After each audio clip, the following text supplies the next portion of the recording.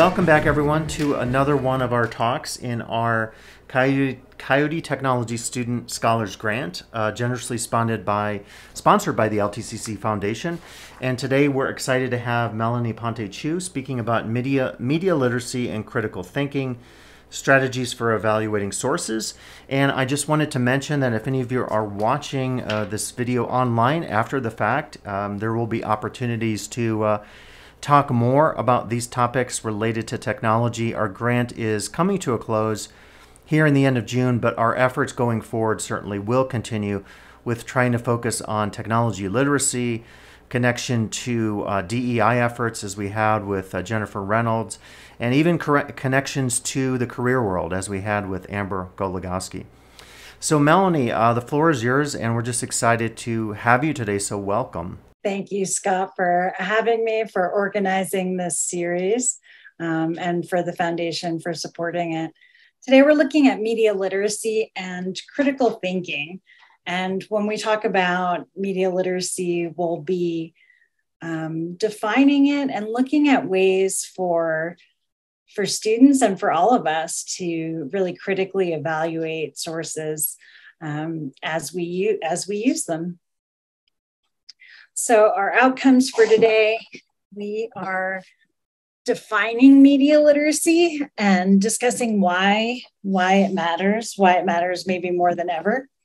We will be looking at an information timeline, how information is created and where along that timeline you might find different types of sources for different needs. And in our strategies, we'll be sifting through different types of information, reverse image searching, and just looking at different ways to limit our search. That should say limit. So we'll start with what media literacy is not. It is not trashing or bashing media, although it does involve being critical of media. It can be critiquing with a thoughtful lens. It's not fearing the media, although media is really influential and powerful. So it's just better understanding what the role that media plays. And it's not censoring media. So we are always seeking to deepen our understanding, to really engage with the world around us. And we're not seeking to censor or limit the voices that the influences around us. So what is it? We're going to, a nice small group, we're going to do a little jam, and let me share this in the chat. We're using that left-hand menu to add sticky notes, and our arrows on the top go from slide to slide. We're starting with this slide. When we're thinking about defining media literacy, what does it mean to you? And you can add a sticky note, change the color. So thinking critically about the sources of media that we receive, being aware of sources, maybe where they come from, who is authoring a source, what the intention is perhaps behind a source, what the purpose is. It to inform, to sell something, to educate. So thinking of the information that we're just receiving kind of passively, but then also what we use to create. And for students, we look through a variety of different sources. and use that to tell a compelling story in our research process, in our presentations. I'm trying to type and speak.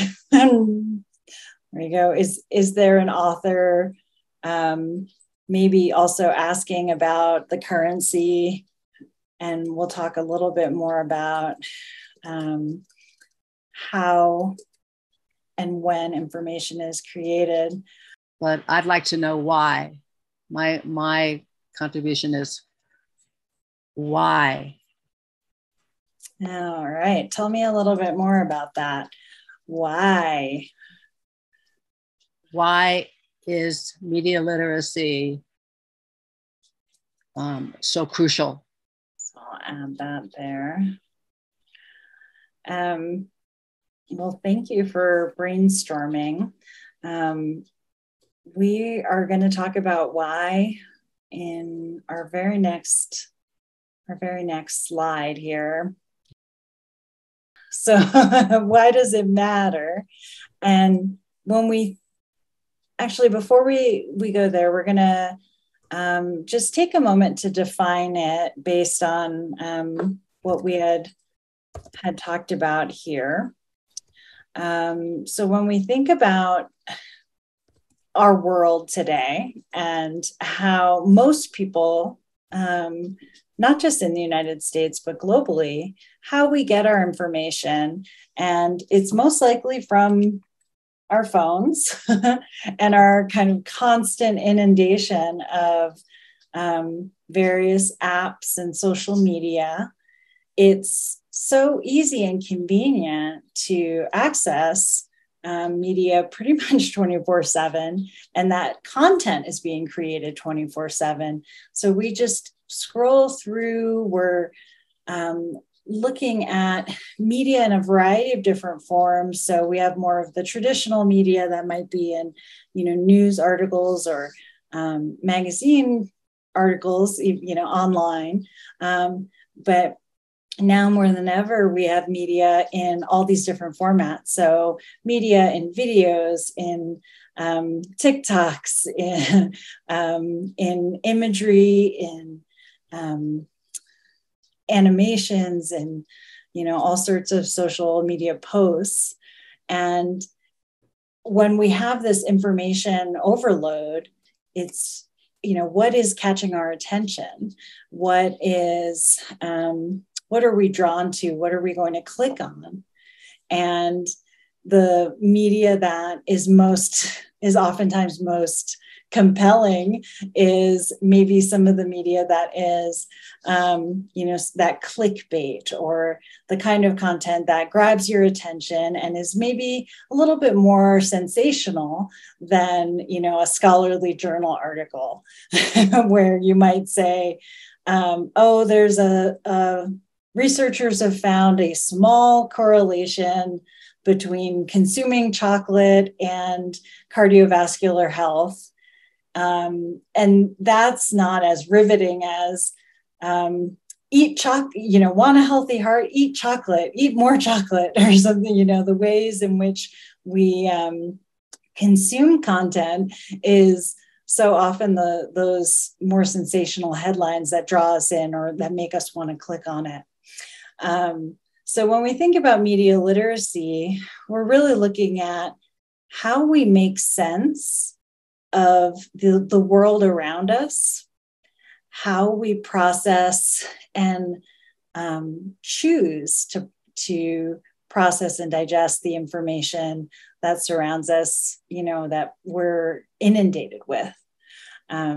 So when we look at media literacy and why it matters, we're going to this next slide. And I'm wondering if I stop sharing, Solange, if that would help with adding posts. Here we go. Yes. So I see we already have a post. We're getting information from the media all day, every day. And this does influence our decision-making, our ability to, to make informed decisions. We're constantly getting news and imagery and updates. Now we're so globally connected. So why does it matter? I'm gonna just give us a moment to add a sticky note. Inundated with a barrage of unending information. That's my sticky note. Inundated with a barrage of unending information. Because that's what we are doing. We're swimming in it. Indeed. It just keeps coming. And really in all formats. I don't know about you all, but we have, kind of the visuals that we're scrolling through on Instagram, the little text blurbs that we're seeing on, Twitter, or the links that we're following on Facebook. And then there's podcasts. I have, too many podcasts, more podcasts than hours in the day to listen to. And then, of course, we have our more traditional television news media that is quite literally 24/7. So when we think about why it matters, and let me see if I can get back to my screen here. So when we think about why it matters even more than ever before, the rate and saturation of media consumption, as we're talking about, when we think about our cell phones, our social networking, even things like playing video games, you're connected, with these kind of live, role-playing games. Even our television has, the reality TV, where we're watching, So You Think You Can Dance, or whatever it may be. Just the traditional forms, the radio, newspaper, magazines. We're exposed to more media, more messaging in one day than our ancestors were exposed to perhaps in their whole lifetimes. Media literacy is teaching us these skills to navigate through this constant inundation of imagery and messaging. So it's something that we're using day to day. And that second point there, media really shapes our reality in so many ways. So while the research on it disagrees on the extent and the type of influence, unquestionably we have some influence from media in the way that we understand and interpret and then act in our world. So by helping understand the influences, we can make, informed decisions and really choose rather than that passive scrolling. The importance. So of course, in academia, we still, to some extent, in many disciplines, are dominated by print media. But even that in the rest of the world and in the rest of our lives, it's increasingly visual. And of course, you two know better than most about the power and the role that visual media plays. And that's not just for us in terms of consuming, but also in what we create.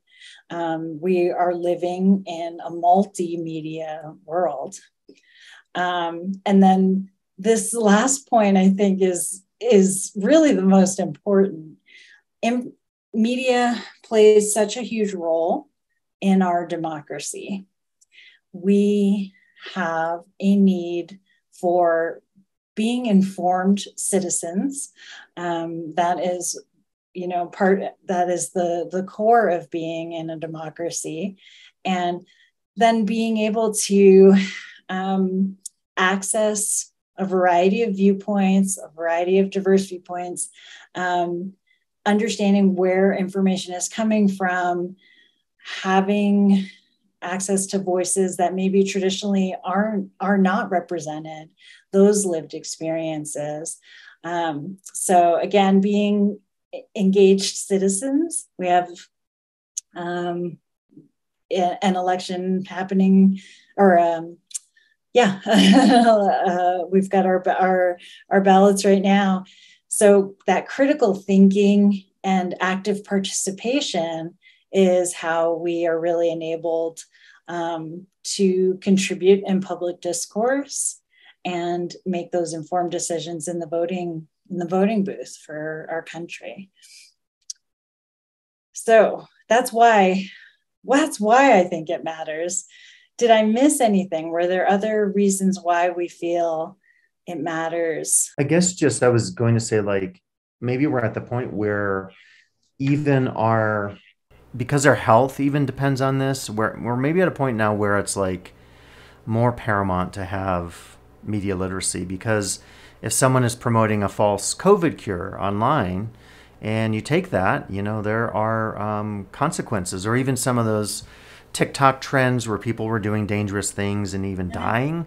So that is like a result of interacting with social media.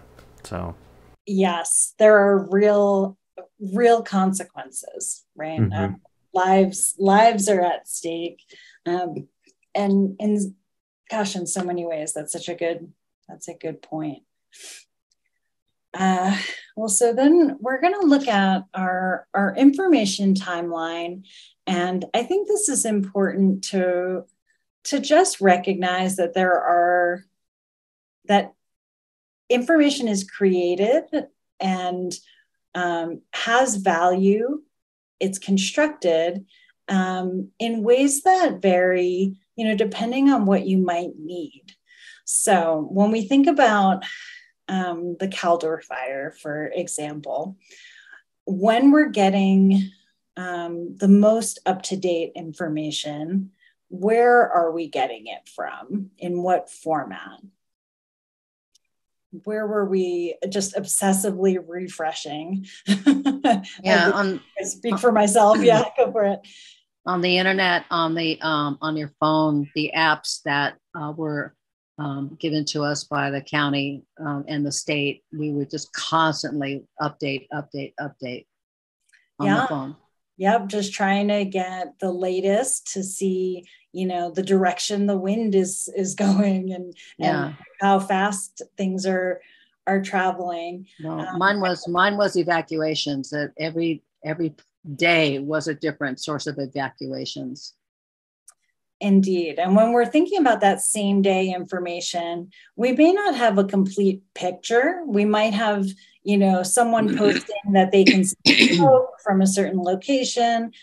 We might have okay, now this particular community is being asked to prepare or to get ready to move. And in that same day kind of information, even though it's the most current, it's kind of just like a little snapshot of maybe what one person or a small group of folks are experiencing, and then kind of you're refreshing. I have never spent as much time on Facebook as I did during the evacuation, where it's like, well, what is CAL FIRE? Let's watch the daily briefings and see what's happening with that. So we are getting information in internet, TV, radio. Then when we think about traditional press, the next day is really when we get our newspapers. Now, of course, this whole model is being upended. We have access to news 24/7. But when we think about a news article, it's a little more in-depth than a tweet. It's a little bit more reporting, right? You might have journalists going out into the field asking folks like, well, how has this impacted you? There might be some photographs, or maybe they're citing, well, so-and-so from CAL FIRE says this. an environmental scientist says, these are the climate conditions, like they might include a little bit more, but in general, a news article is only like a few paragraphs. It's very, very brief. And then when we think about a week or two, or maybe a month later, we have the even more in-depth coverage of a magazine where you might have like a National Geographic photo spread of, how fires in the West are more extreme than they ever have been before. So we go from a very current, very specific, very almost isolated kind of tweet or post or update to maybe a slightly more bigger picture of, looking at how this issue has affected a larger group of people.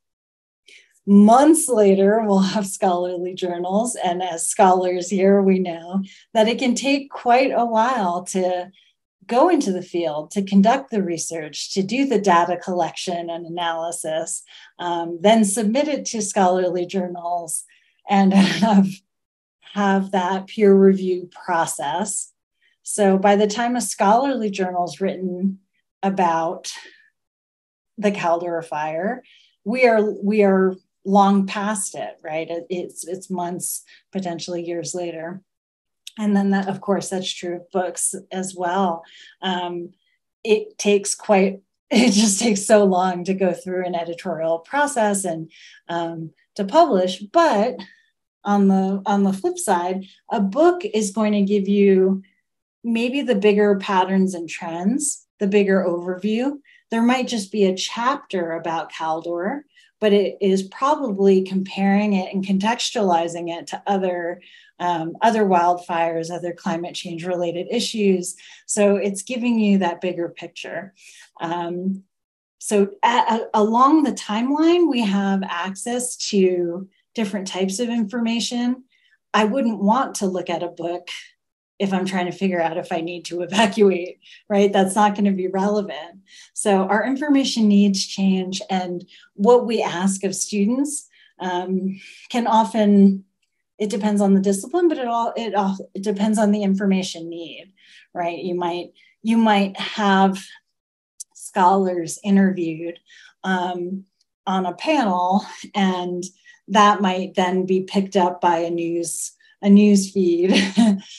So just kind of recognizing there are bits and pieces along this continuum. And it's not to say that only books are good or only scholarly journals are good, just that they provide different types of information because of how they are created and what they need to be created. So anyone can post a tweet, right? We're getting a different level of reflection and expertise and different insights, different perspectives along the timeline. So we're going to take a look at the information timeline by looking at a handful of sources related to how the Black Lives Matter protests were covered in the last year or so. And this is that same Jamboard. Let me grab the link one more time. It's in the chat. Oh, thanks, Scott. I see your message. Yeah,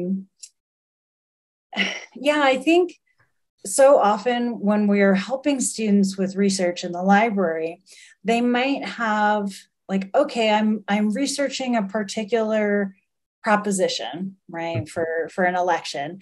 And it's like, my teacher said I need scholarly sources. Okay, well, there's not going to necessarily be a scholarly source about a current proposition or a current, issue that we're voting on. But there's definitely scholarly research on, the background or the context of it. Mm-hmm. So, if someone's looking for something inspired by current events, inspired by a news article that they saw or a social media post, that's awesome. How do we connect it? What are the bigger, trends or themes that then you can use the current event as an example of. The scholars and researchers have researched, other fires, for example. There's information that we can pull on to help make informed decisions about what's happening right now. So just kind of thinking about that context. Okay, so we're looking at the Jamboard on slide 4 here. We have, I can actually stop share, we'll switch over here.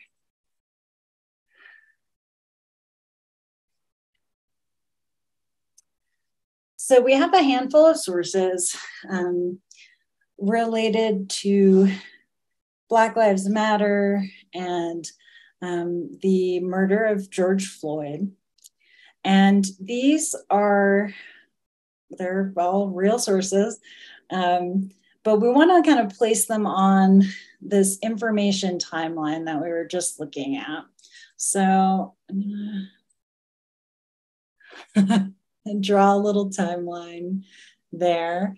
And we have today versus, a year later, year and a half. And yeah, we're gonna move them. So I see, let me grab.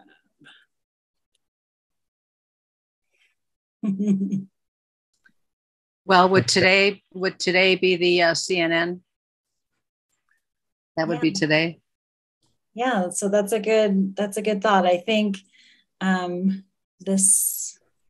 these and the tweet that I see is being. Oh, I can't see it. Just the screen is too small. Oh.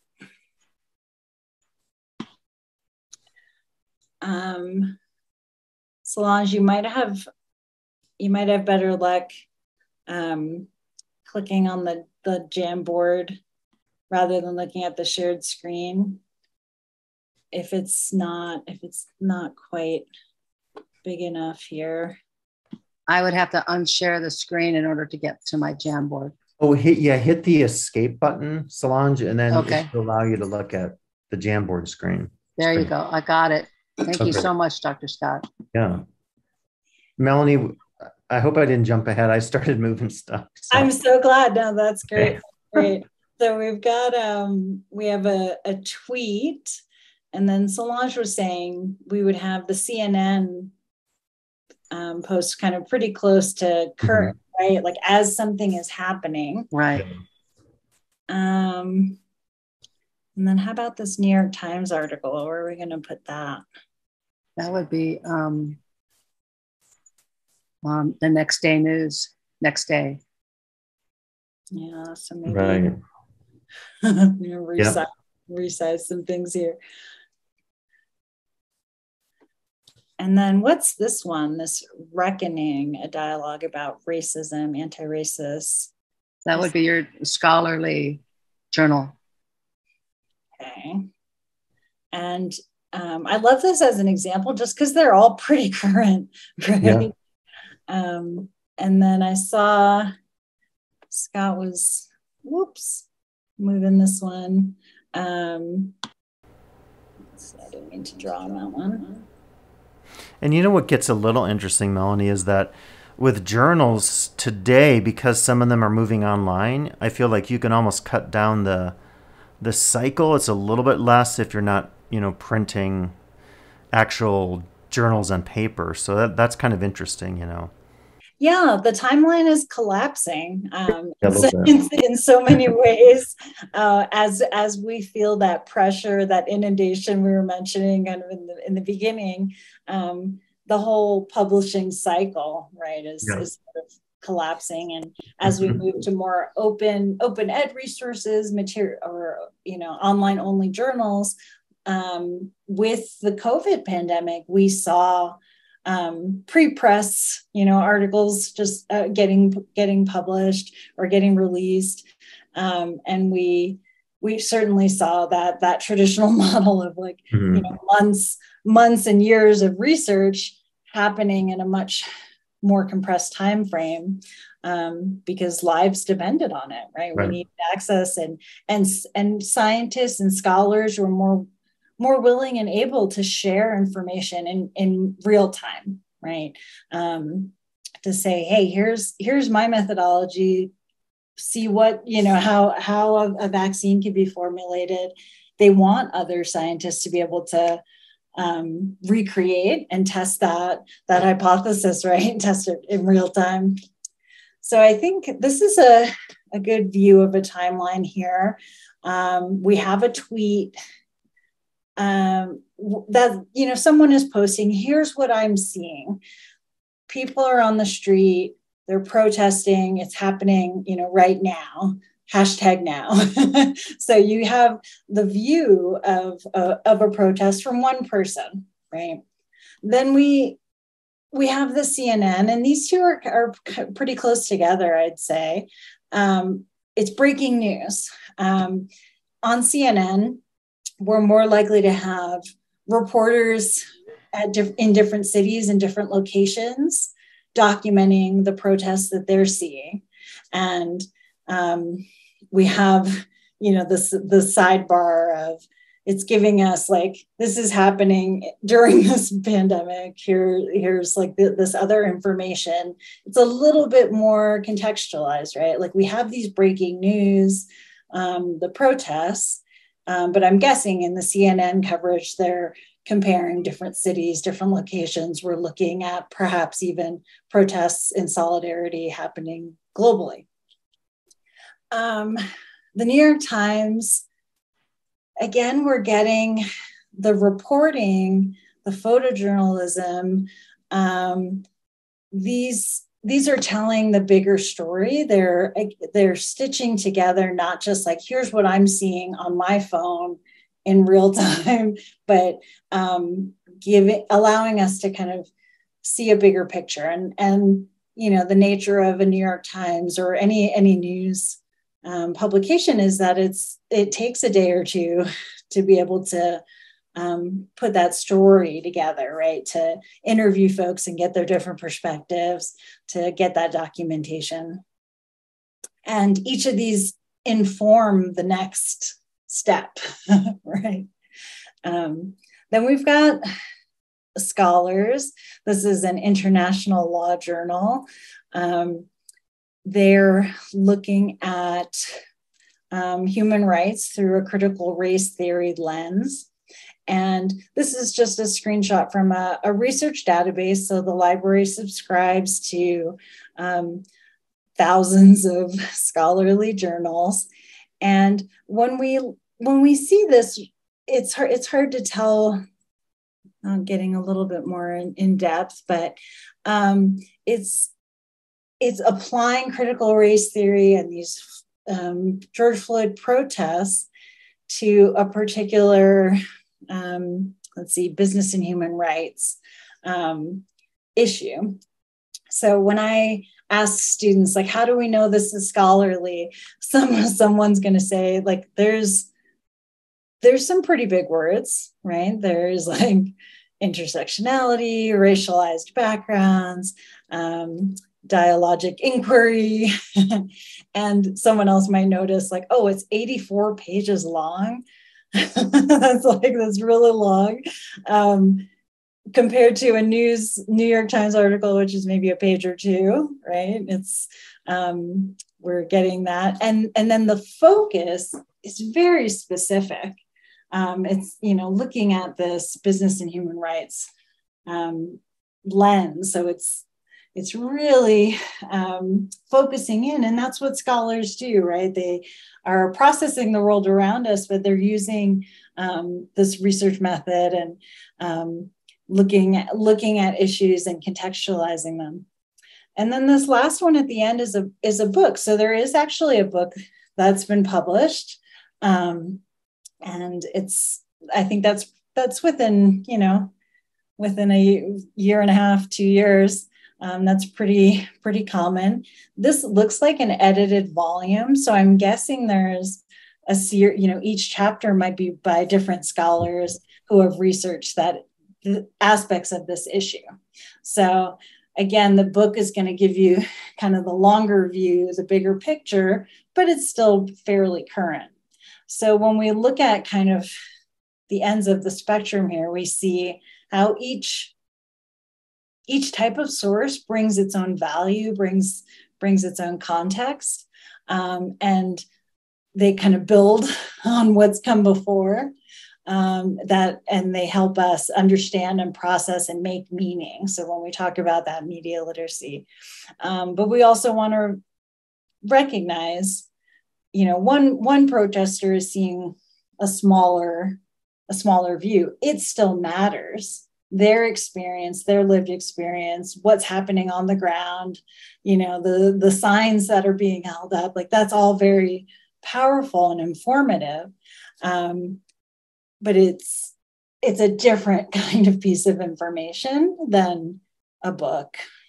Oh, Melanie, there's a question. Yeah. How recent was the book published? Do we know the year?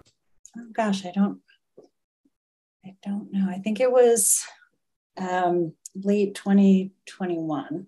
So it wasn't that far out. And again, as what Scott was saying, the timeline is being compressed. So that almost muddies the waters when we're teaching students and we're, exposing them to a variety of different types of resources and perspectives. When we come back to it, we think about, gosh, it used to take much longer, and it was easier to recognize when something was scholarly or academic because it was in a print format, right?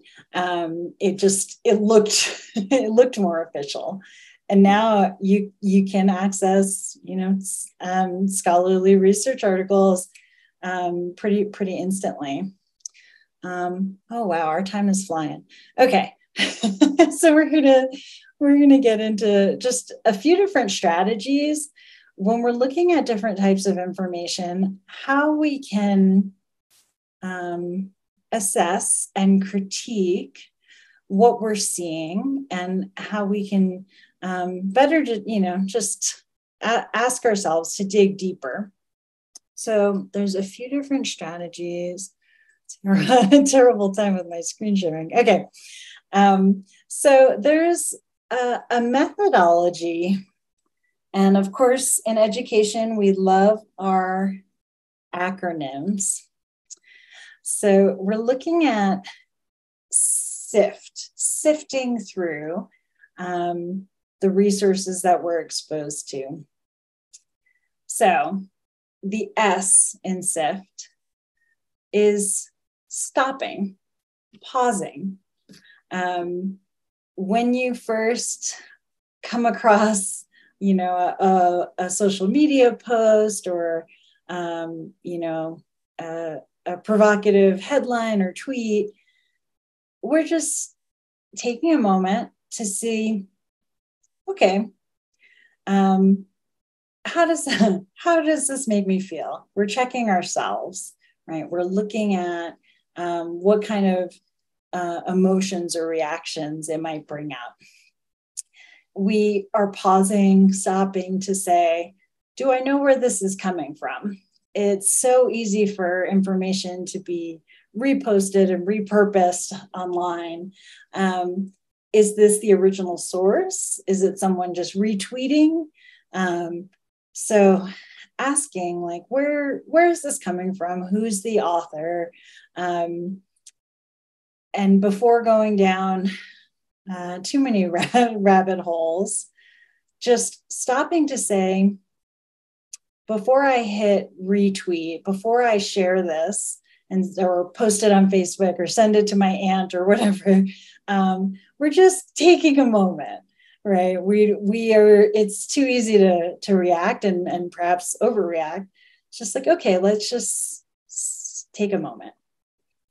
Okay, so that's the S. The I in SIFT is investigate the source. So when we investigate, oh, thanks, Solange. I appreciate you typing there. When we investigate, we want to, it doesn't mean that only scholarly articles are good or only books are good. It doesn't have to be a, Pulitzer Prize winning investigation into the source, but you're asking, again, questioning who wrote it, what do they know about it, what their perspective might be. So if you have, protesters, organizers on the scene, that has its own value, versus a political scientist who's maybe looking at it from a different perspective, taking into account, their own lived experiences, their own knowledge base, their education, etc. So you're framing both, the author, the source, and where it's coming from. Is it a source that appears to be reliable? And this is where we do have intuition. It's like, wow, there's a lot of pop-up ads on this, or there's a lot of misspellings, or it doesn't even look like it was really really edited right before it was posted. So contextualizing it, figuring out like, well, where is it on the timeline? And then just taking, even if it's just 60 seconds to figure out where it's from before reading it. We have so much access to information. We're just taking a moment to see, is this going to be useful?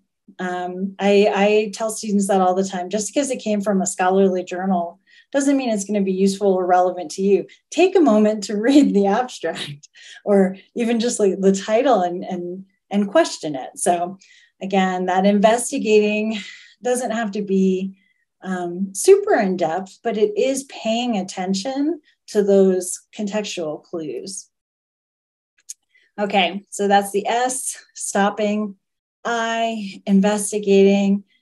F, now we're finding trusted coverage. So this is also known, this finding trusted coverage is looking at lateral sources, where can we triangulate this? Can we see if this particular event or thing that's being posted, is it being covered by other news outlets? Or is it really just coming from like one person's, one person's opinion, one person's experience? And when we triangulate, we're looking to see, is it being covered? Are there more than one? Like, is it being posted on NPR and on the New York Times and on another news or journalistic source? So we're trying to find sources that we rely on, and those ones that we rely on, we're looking for multiple perspectives being presented, an acknowledgement of a limitation, perhaps, like, okay, today we're interviewing this small group, or we're not trying to say this is how this is impacting everybody all the time. So providing some of that context, acknowledging the limitations, but then representing different perspectives and trying to find those other viewpoints, right? And a well-reasoned coverage. It's not just going to be one person's opinion or any kind of inflammatory response. So finding other sources to help contextualize and triangulate what we're looking at. And then the T is tracing claims, right? Tracing our claims, our quotes, back to the original context. It's too easy for things to be taken out of context, where you are looking at a soundbite, or so-and-so said this, but you're taking it out of the like 60-minute interview, and it's just like a one thing that was said. So a lot of things that we have exposure to have been kind of stripped of the context. So again, returning back to that information timeline, returning to the original source, looking at it from a variety of different perspectives, are we getting a more complete picture? Can we go beyond that sensational headline? Can we dig in? Can we find out more before we share something, before we just emotionally repost and say, oh my gosh, I can't believe this, and just kind of put it back out to the world and potentially amplify something that might be incomplete or worse, incorrect, right? Misinformation, may not be accurate. Like, to Scott's point earlier, like, oh, if I just eat garlic, I'm going to prevent COVID. It's like, oh, no, that's not based in research. Garlic isn't going to prevent that, but you are so hungry for something that reaffirms your own biases or your own beliefs that it's easy to repost or reclick without looking a little deeper. So this sifting technique is one that prompts us to stop, investigate, find additional sources, trusted coverage, and tracing the claims back to the original source and looking at that context, that bigger picture. It seems like a lot, but it gets quicker and more intuitive the more you do it. You're not spending as much time because you start to have that real critical eye for, like, oh, this seems to have really inflammatory language, or they're not covering other perspectives or other viewpoints, or you just start to have a shorthand for how to process and how to sift through that inundation of information. Thoughts on this Sift model? I believe that most of us do not do it. Yeah. Yes. I believe that most of us just sit with our phones and just scroll without even thinking about the original context or perspective, or there's been no and I think that teaching Sift in the schools is a brilliant idea. Mm-hmm. Oh, thank you. Yeah, it's hard to admit that, right? That it's too easy to get lost in our own echo chambers, our own bubbles. We subscribe to the things that kind of reinforce our own worldviews, our own perspectives. And really with the access to information that we have now, you can find something to verify and confirm your own biases. It's so easy. But no one's going to do that. That's the problem. We look at it and we accept it for what it is. Instead of doing the investigation and the research, we are too accepting to what is put in front of us. We just take it for what it is and move on. And that's the problem. Yes. So we're with the Sift model, even just pausing to check ourselves and say, okay, before I hit send on this, let's just dig a little deeper. And it's part of critical thinking that we want our students to do, but we also want all members of a democratic society to do too, right? It's like, well, just let's ask questions. Let's seek better, deeper understanding. Let's look at the context and the perspectives and just take a moment. I think part of what you're noticing is like that instant, right? The instant gratification. We're not just sitting with something, and that's just part of our our modern lives. Yeah. Scott, were you going to say something? No, I totally agree with Solange. I think we're not doing it, and hopefully we can just continue to get the word out. I mean, one thing that's interesting on, I think it's Facebook now, like sometimes there'll be a news story, and if you just immediately share the story, Facebook will actually, I guess it would be the stop one. They're asking you to stop, and they're like, do you realize you're posting this without reading it?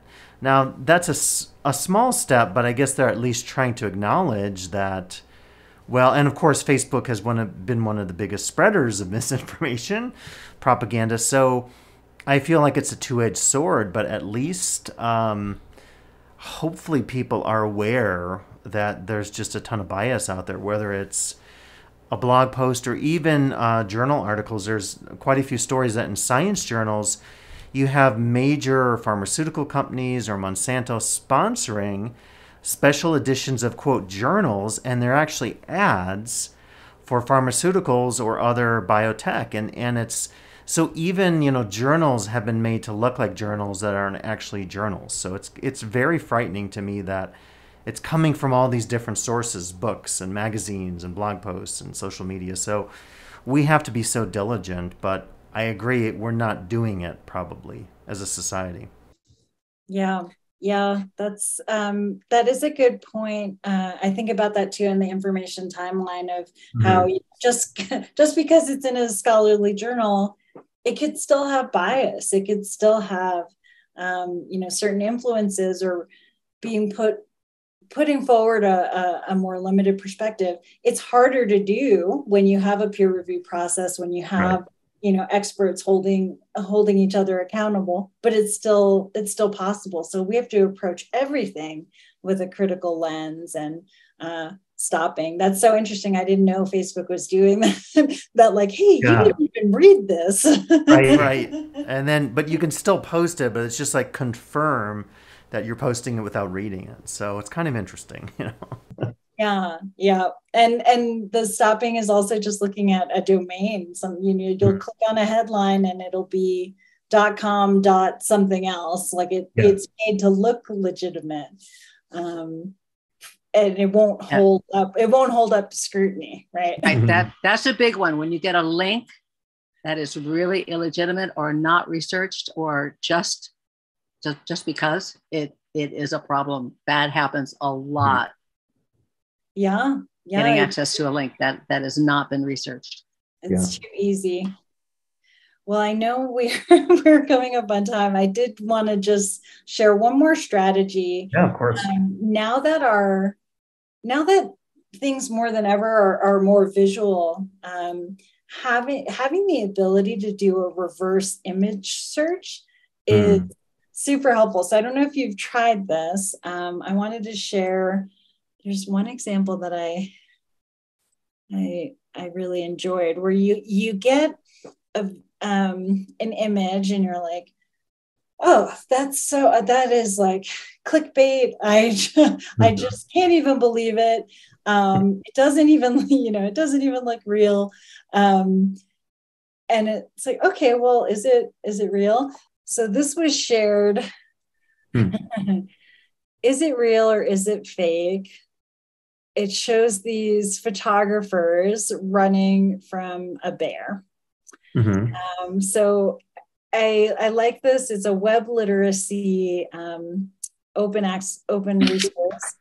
And if you're using Google Chrome, it's fairly easy. You right click and you search for that image. Nice.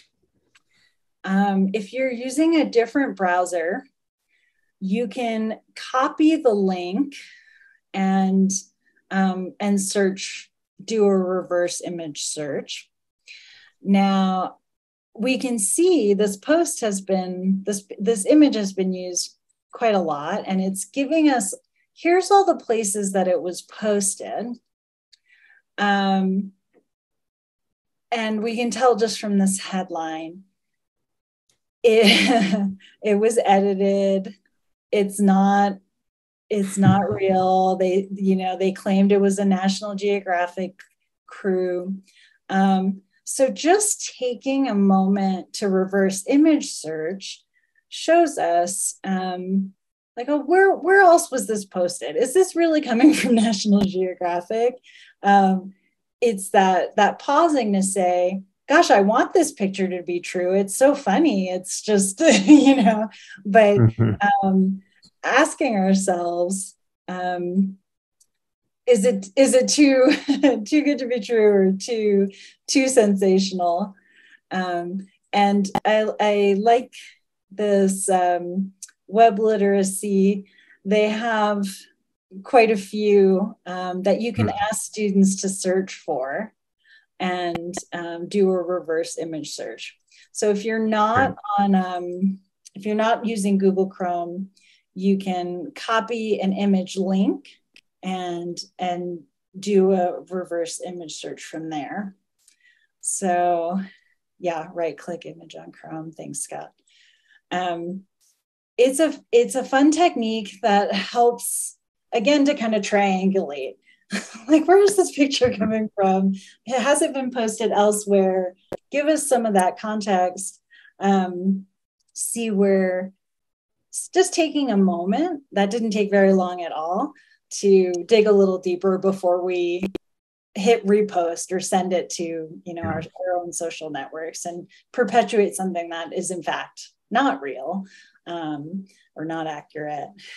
So those are some of the strategies. I'll end with, it's always good to